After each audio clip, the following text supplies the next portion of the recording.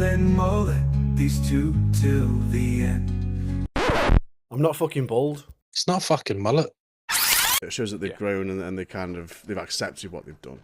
And if And it takes a big forgiveness from that. exactly, it takes a big man or a big person to do that. In my opinion, if you can own up to your mistakes of the past, then it's a good and bad. Or but like you say, though, it also depends on the person as well. If the person is an actual Sikh, you know, and always was, then yeah, fair enough. But I mean, yeah, I'm happy for you, but you're still a dick. Yeah, but sometimes it's not.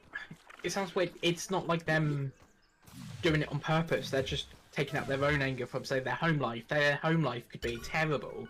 Yeah. And that's how they're releasing it, because they've known no different. Yeah. But see, and this is where I differ to a lot of people. I don't see that as an excuse.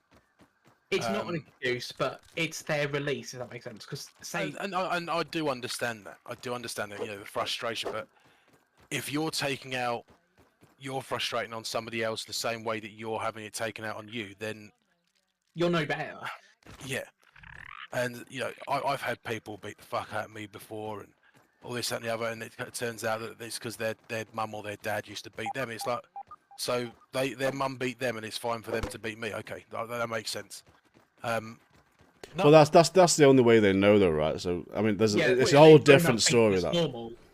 Yeah, which for me is where I struggle to understand it, because you know, I never had that thing when I was growing up.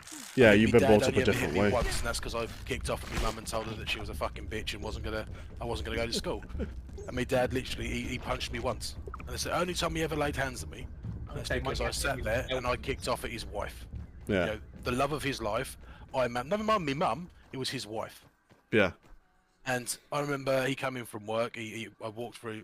I was sat at the bottom of the garden sulking, and he said, "Oh." They argue on topics, they laugh and deflect, but deep down it's friendship you'd never suspect. From console to mic, they're the perfect blend. Bald and mullet, these two till the end.